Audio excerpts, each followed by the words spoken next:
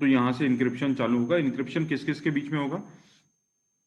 BTS यानी base terminal station से लेके मोबाइल स्टेशन के बीच में होगा इंक्रिप्शन। कब होगा? कोई भी कॉलिंग शुरू होने से पहले और कनेक्शन होने से पहले। कनेक्शन होने से पहले मतलब सामने वाला कॉल करने से पहले, मैंने आपको कॉल किया और आपके पास कनेक्टिंग हो गया है, बट जब आप कॉल रिसीव करोगे उससे पहले होगा। कहाँ पे होगा? The mobile station use a cipher encryption for encryption. Mobile station जो है वो साइफर इंक्रिप्शन टेक्निक की हेल्प से, इंक्रिप्शन की हेल्प से इंक्रिप्शन करता है। द साइफर कैसे होता है? The result of perform mathematical operation of a the cipher key saved in SIM.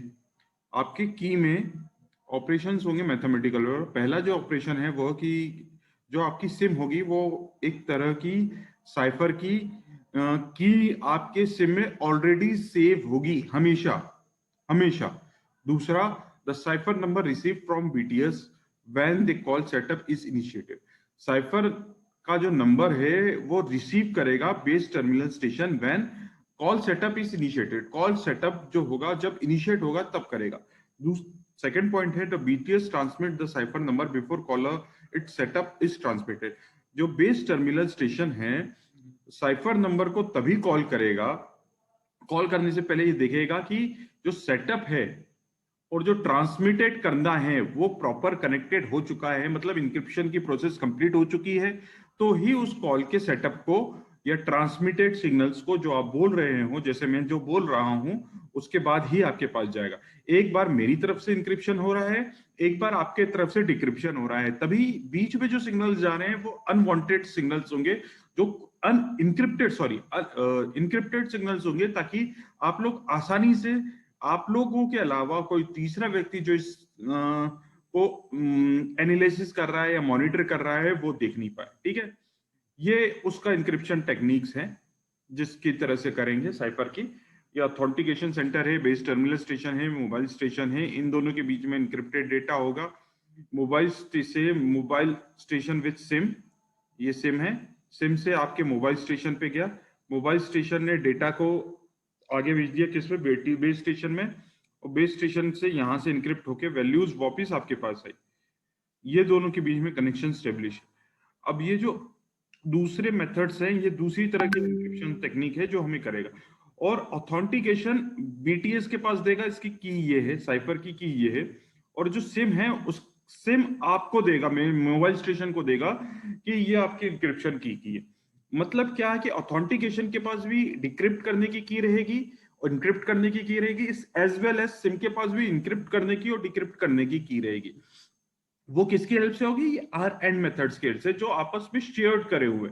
जैसे मैंने की बाई चांस बीच में चेंज कर दी, तो जब चेंज करी तो उसके डिक्रिप्शन की भी चेंज होगी साथ साथ में, और जैसे ही वो डिक्रिप्शन की चेंज होगी तो ये दोनों आपस में सिंक्रोनाइज होके अपडेट हो जाएंगे और उसी बेसिस पे बात करेंगे, ना कि आधी आधी बात पे। ठीक है, ओके। फिर उसके बाद है advantages over advantage of GSM over analogue systems. Capacity increase, इससे क्या हो गई? हमारी कैपेसिटी इंक्रीज हो गई। किस तरह की कैपेसिटी इंक्रीज हुई? सिग्नल के ज्यादा भेजने की कैपेसिटी इंक्रीज हुई। हम ज्यादा एनालॉग सिग्नल्स में उतने ज्यादा सिग्नल्स नहीं भेज पाते थे, या हम ये बोल सकते हैं कि एक कंटेनर के अंदर हम पहले सिर्फ 3 या 4 वर्ड लेके जाते थे, अब एक पैकेट के अंदर हम उससे ज्यादा वर्ड लेके जा रहे हैं, जिसकी वजह से डिजिटल होने की वजह से हमारी कैपेसिटी इंक्रीज हो गई। हमारी कैपेसिटी इंक्रीज हो गई तो उससे फायदा क्या हुआ कि हमें कम पावर लगी वहां तक भेजने की, क्योंकि जितने ज्यादा पैकेट्स उतनी ज्यादा पावर, उतना ज्यादा बैटरी बैकअप होना चाहिए, उतनी ज्यादा इलेक्ट्रिसिटी होनी चाहिए। तो जितनी ज्यादा कैपेसिटी होगी एक बार में भेजेंगे, आसानी से भेज पाएंगे, उतनी कम पावर यूज करेंगे, हमारी परफॉर्मेंस बढ़ती जाएगी। दूसरी तरह की कैपेसिटी क्या इंक्रीज हुई कि हमारा जो नेटवर्क में ट्रैफिक, आधे घंटे बार बार पैकेट भेजने की वजह से जो ट्रैफिक बहुत ज्यादा होता था वो कम हो गया। तो ट्रैफिक की वजह से भी हमारी एफिशिएंसी डाउन होती थी, तो हमने ट्रैफिक कम कर दिया। जितने ज्यादा कम पैकेट जाएंगे उतनी ज्यादा ट्रैफिक कम होगा, उतना ज्यादा कम ट्रैफिक होगा तो कोलिजन होने की पॉसिबिलिटी उतनी कम होगी, कोलिजन होने की पॉसिबिलिटी उतनी कम होगी तो हमारी एफिशिएंसी बढ़ेगी।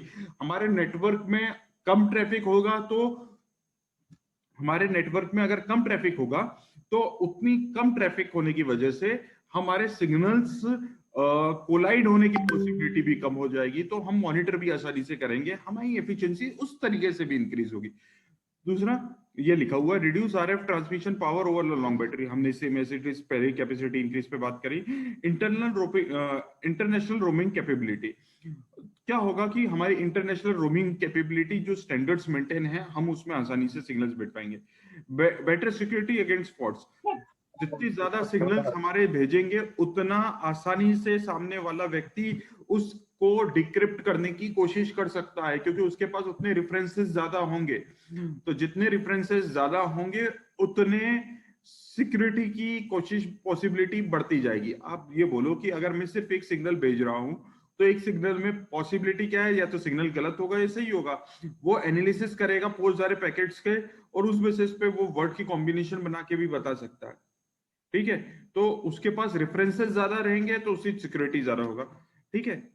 Third, encryption capacity of information security and privacy, जितनी इंक्रिप्शन कैपेसिटी इंफॉर्मेशन की सिक्योरिटी की रहेगी और प्राइवेसी की रहेगी, तो हमारे एडवांटेज बढ़ गया इससे, कि जितना ज्यादा हमारे पास इंक्रिप्टेड कैपेबिलिटी रहेगी उतनी ज्यादा हमारी इंफॉर्मेशन की सिक्योरिटी रहेगी और उतनी ज्यादा उसकी प्राइवेसी रहेगी। फिर क्या लिखा है, कॉम्पेटिबिलिटी विद आईएसडीएन लीडिंग